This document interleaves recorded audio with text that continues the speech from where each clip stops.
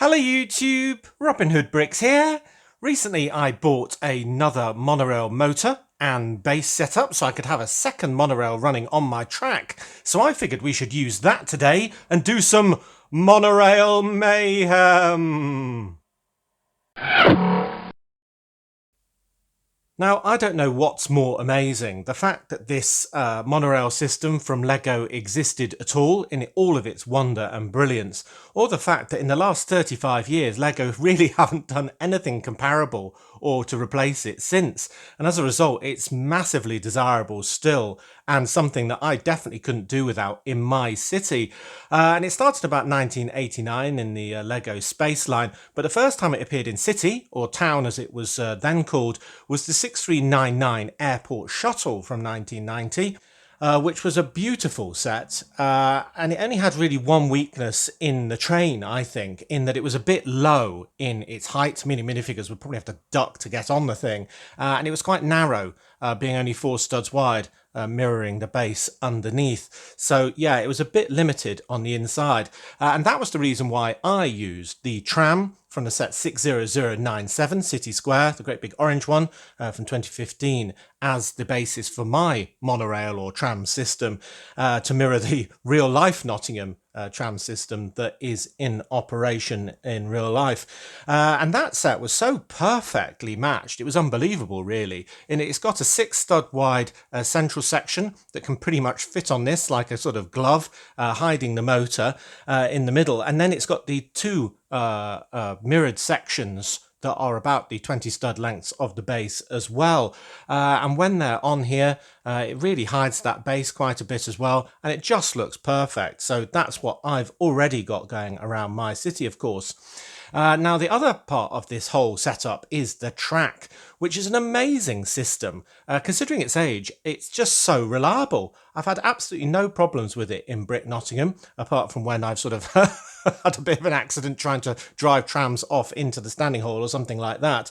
And it's not only awesome fun, but it's really ingenious in the fact that it allows to and fro motion as opposed to just things going around in circles, which, as you'll know, is how I've got it set up in my city, allowing this sort of thing to go on, which is absolutely great. And well, I think this one's even quieter than my existing one. Maybe it needs a good oiling. I don't know. Let's see if I can catch Robin here. There we go. So yeah, the only bad thing about all of this setup, the motor, the bases, the track itself, is that because it's so desirable and because Lego hasn't done anything for the last 35 years about it, it is ridiculously expensive, very hard to get hold of. And I suspect some people, when it was a bit cheaper, have been hoarding it and have got about 10 times what I've got with a really, really cool, complicated monorail system. Crazy complex with bits moving all over the place. But anyway, it's quite hard to get into if you're a new entrant, though there are companies that make new 3D printed equivalents. I haven't tried any of those, so I don't know if they're any good, but yeah, maybe that is the only way in, but that isn't cheap either. Now, the good news is, for me at least, that I've got quite a decent amount of track for Brick Nottingham. I've also was gifted 6 straight pieces, which are the hardest ones to get, from Hunter way back in Brick Hall 128, almost 2 years ago now, which I never got round to using, partially because, well, it's difficult to expand the current system in my very congested city. But when it comes to Brick Nottingham 2.0 in the new Lego setup, I'll need loads more straight, so those will come in very handy, and those are the ones I'm demonstrating on my desk today. So thanks again, Hunter, for those. They will definitely get used. It takes a long time sometimes for me to use the gifts you send in, but I do not forget.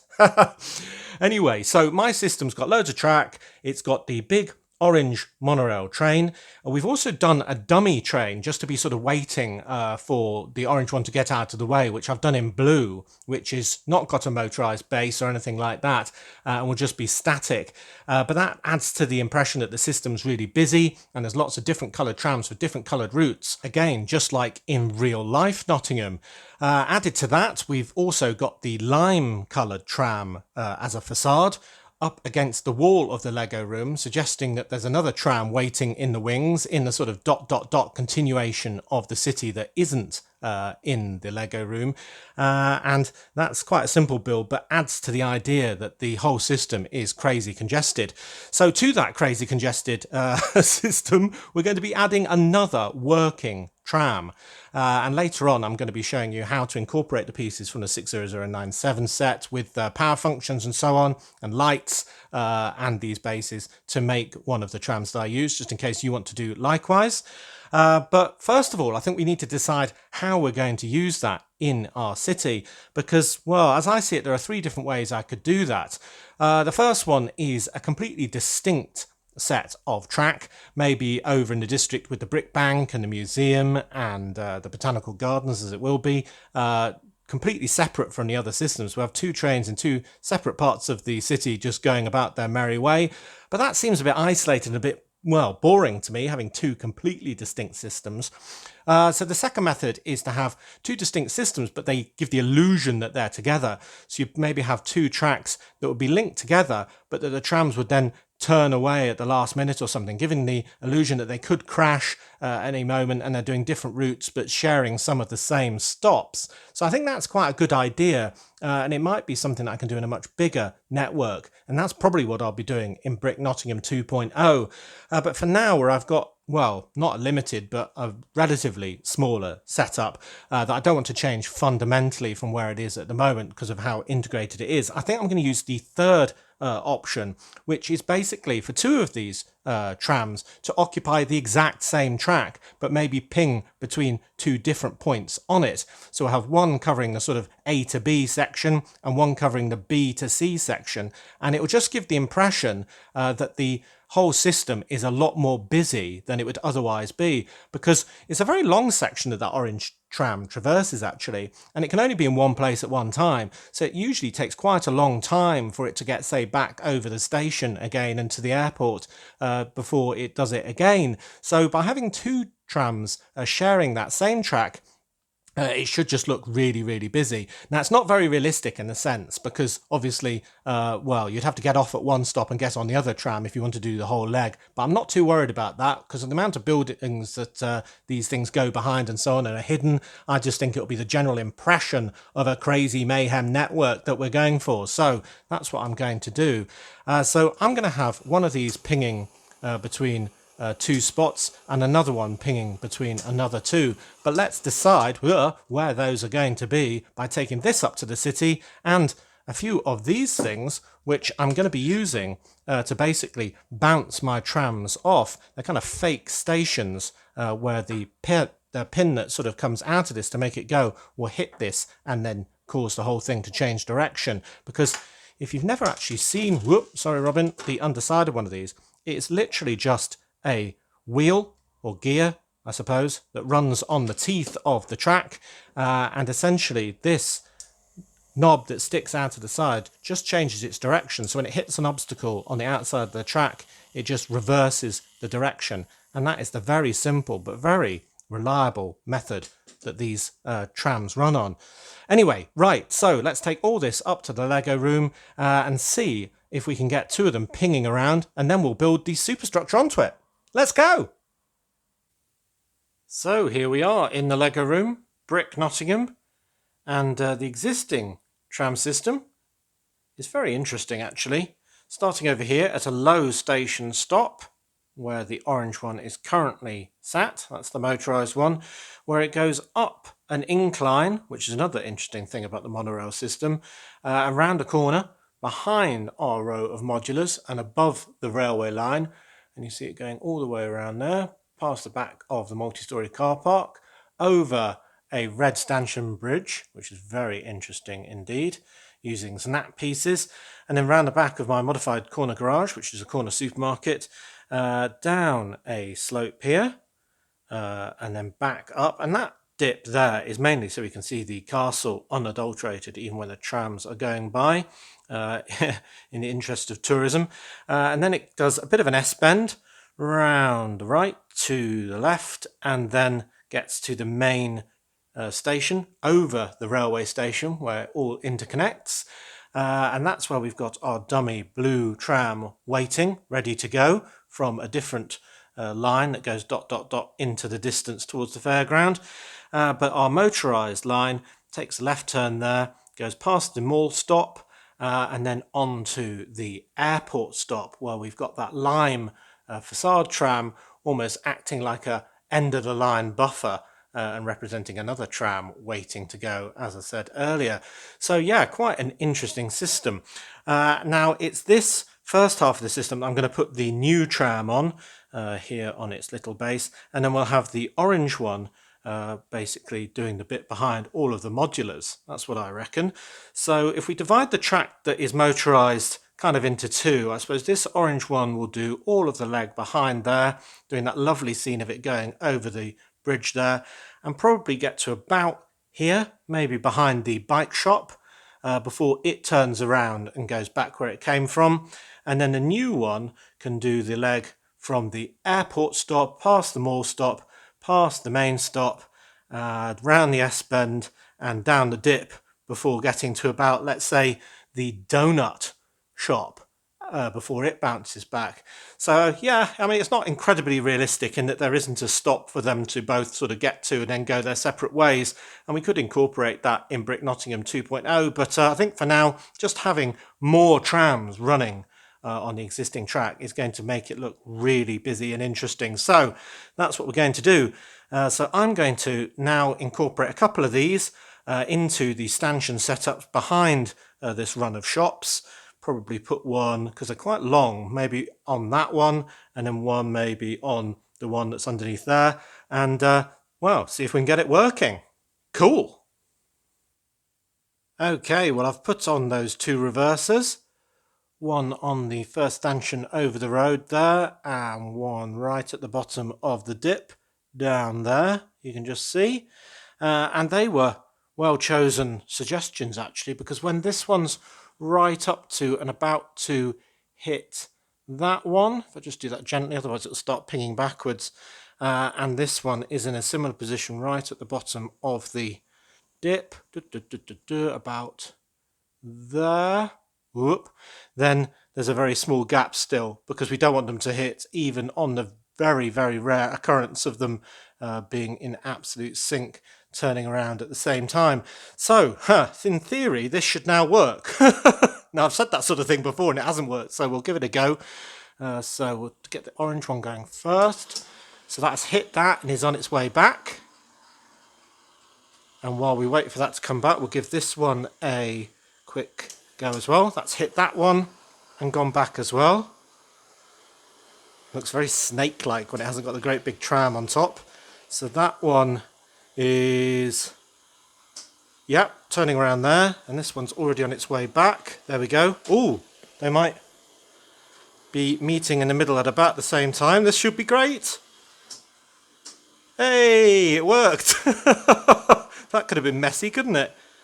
It's the first time that's ever been done.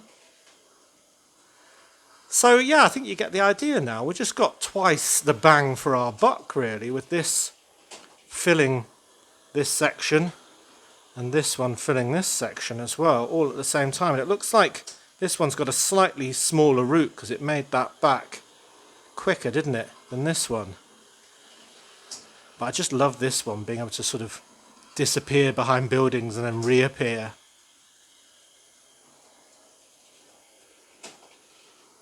Makes a bit of a thud somewhere along there. I'll have to see what that is doing. Maybe it's just the junction piece, I don't know. Let's follow this one a bit more closely.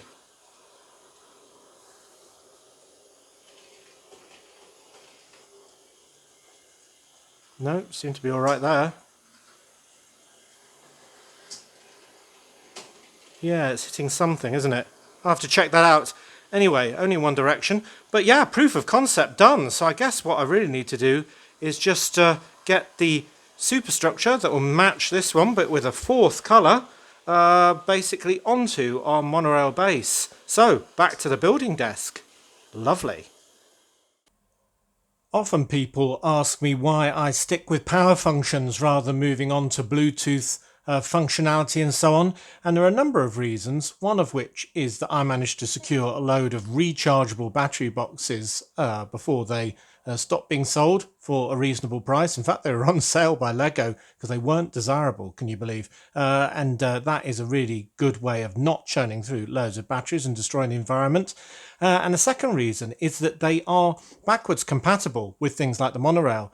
This connector is meant to interface with old school trains and monorails, so it works perfectly, as we saw up in the Lego room. So yeah, very good indeed. But the trickiest part of this build is getting all of the power functions into the right place.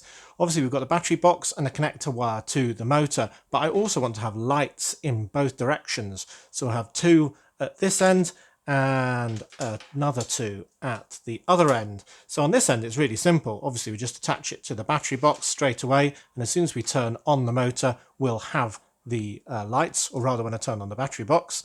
But the other way it's a bit more difficult because of the wiring. It needs to kind of pass through that center section, so I'm going to incorporate the sort of 2x2 black brick into that build, which means that it will go as the other one does, being lit up from there, but this will be in that build, meaning the wires can just pass through the passenger cabin before showing up, and then whether the motor is on or not is completely independent of the switch being on, so kind of we got hardwired lights regardless. So that is a really good setup. So let's get on to how I would do this central section. Remove everything I don't need from the scene.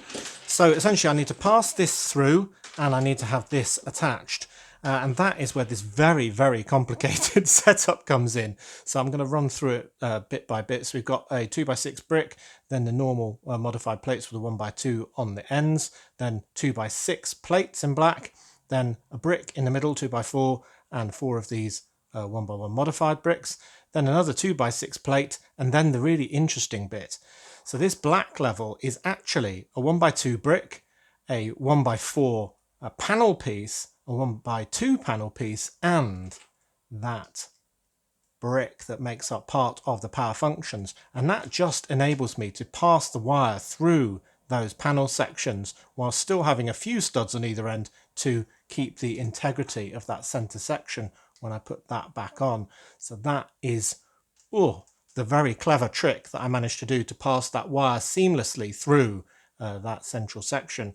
And then this has got to then dovetail with that really peculiar shaped motor and the fact that we've got a wire sticking off at the other end. So I do that very securely using good Lego geometry. So we've got a 2x6 plate on this side, then a 1x2, 1x2, and 2 more of these pieces here. And just to make it look a bit smoother, I'm going to add a 1x2 tile on there to cover up that, so it looks a bit neater. And that is hanging in midair, but it will get a bit stronger later. And on the other side, we've got a 1x2 plate, same again, 2 of the modified bricks again, 2 more plates, and then that is a modified brick going kind of the different direction on its side with 2 studs on the side to link this monorail motor connection with this structure to give it a bit of strength, a regular 1x2 brick, and then we can put a 2x2 tile on there to secure all that. And in the end, yeah, it's pretty robust actually. We've got our wires sticking out of everywhere. Looks a bit ugly, but we hide all that with the rest of the structure. And this is similar to the donor set. We've got 2 of these setups with some 1x10 plates, 1x4 plate, and the big long slope piece, and some lights. They fit onto those studs on the side like that, and I secure those at the bottom using this 2x6 plate, 1x6 tile, and 2 grill pieces, and that goes on like that, and that masks virtually all of the motor but leaves that all-important switch that we need to keep clear free.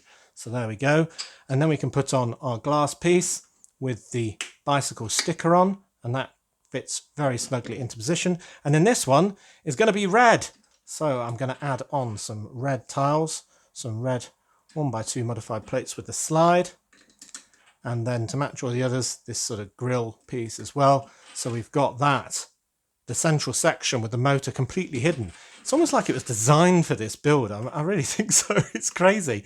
It's just a perfect merriment of two completely different sets from completely different eras to make a really nice central section. So there we go, lots of wires hanging out, but that is our central section done. So let's move on to probably the one with the motor on, because that is the most interesting next.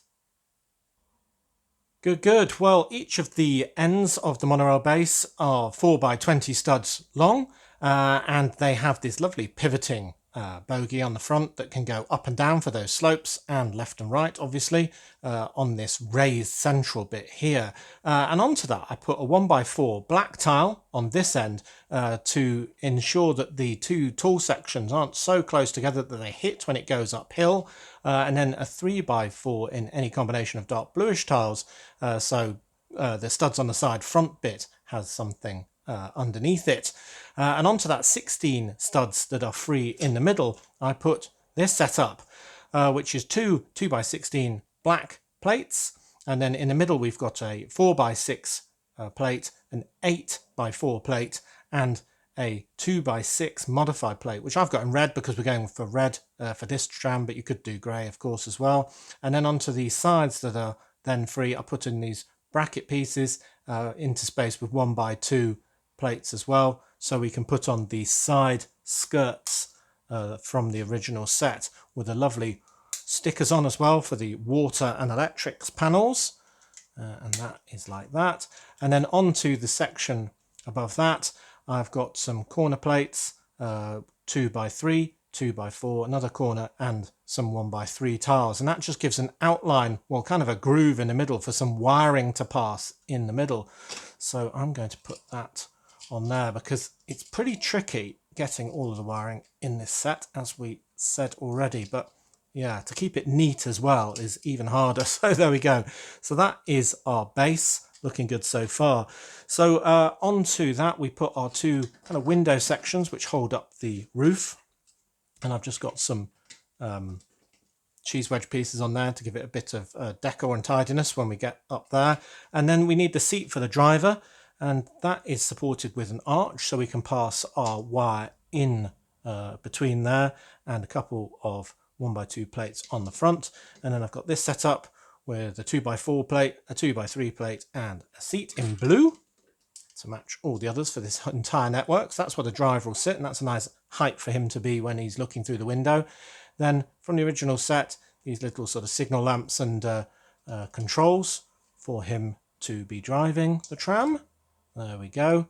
Very nice indeed. And then the back one I want to secure using these curved slopes, just like in the original set.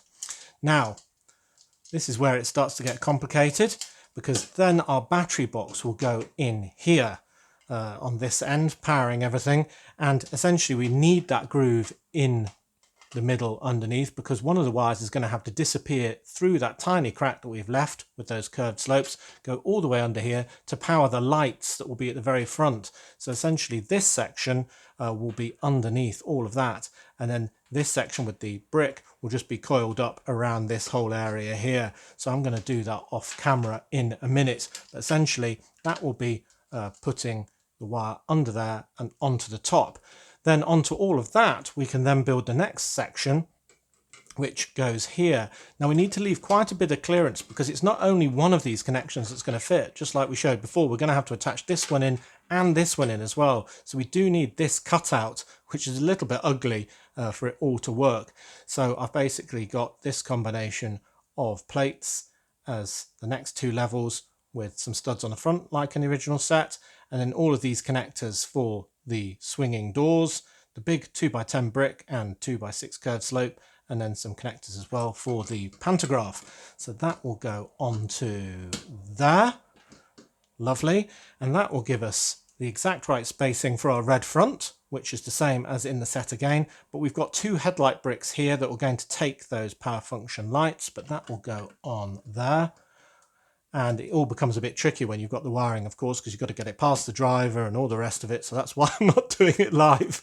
But then we can attach all of our swinging doors on with our lovely red 2x8 modified plate with the rail. And that sort of limited all of the colours that I could choose for this build. for, well, everything from the facade one to the dummy one to this one, because not every colour has these lovely pieces. So red seemed like a very good and bright colour to use. Why not? The red line.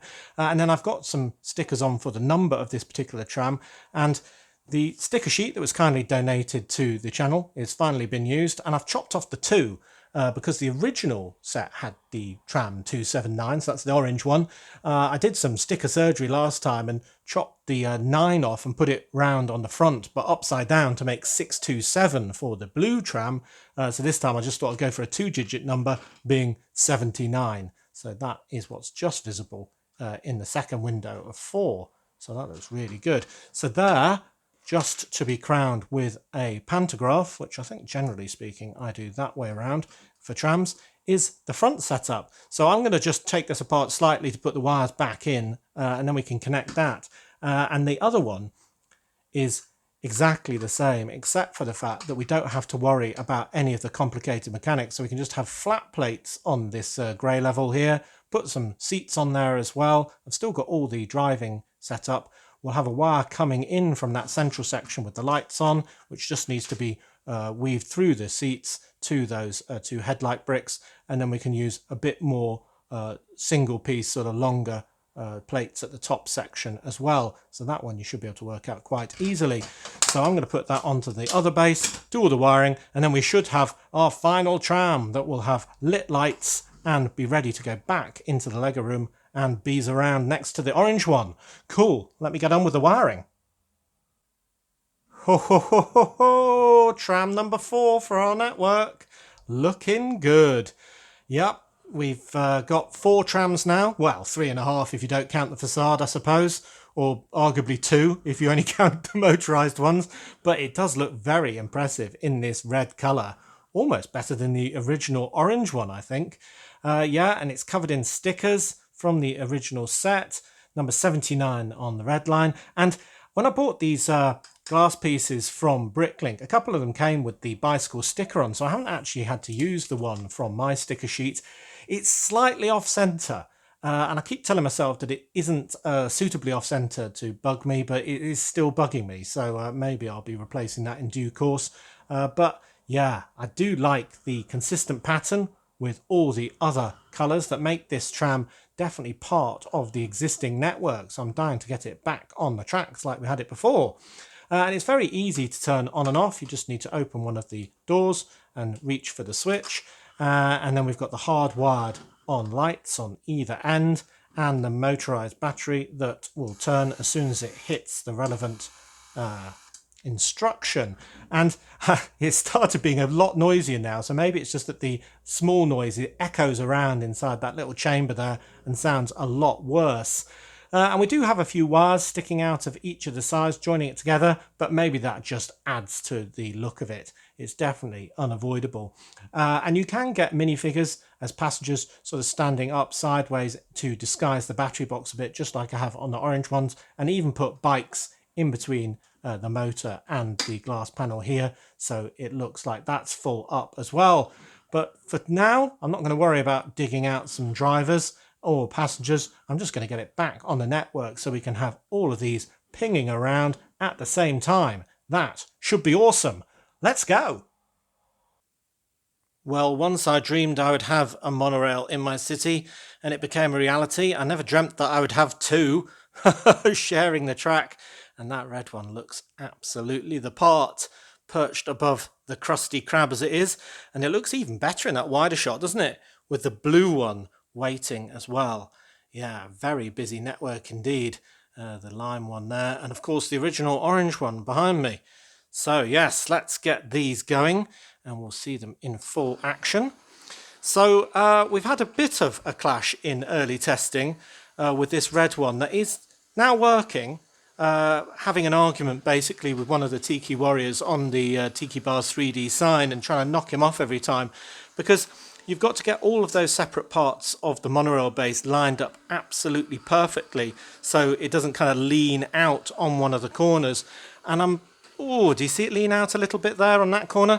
I've got the idea that this is slightly bowing, kind of leaning outward when it goes around on that one, because that is where I'm having the biggest problems but it is going around perfectly now, and it might just be that that is the reason why those original monorails and the airport shuttle were as low as they were, because it's the top heavy nature of these ones, especially with that heavy rechargeable battery box, that's causing it to sort of lean around. So yeah, it is working. I'm a bit nervous of it falling off, but I think I've got the alignment right finally. So let's get the other one going at the same time, and we'll see if we can get them meeting in the middle. I wonder if I've timed that very well. I don't think I have, but it definitely means the whole network will have a lot more action on it, which was the name of the game. So yes, oh, both of them moving at the same time. Very nice indeed. And they really do look like they are one of a family. The lights on. Very nice indeed. All the way up to the airport and back.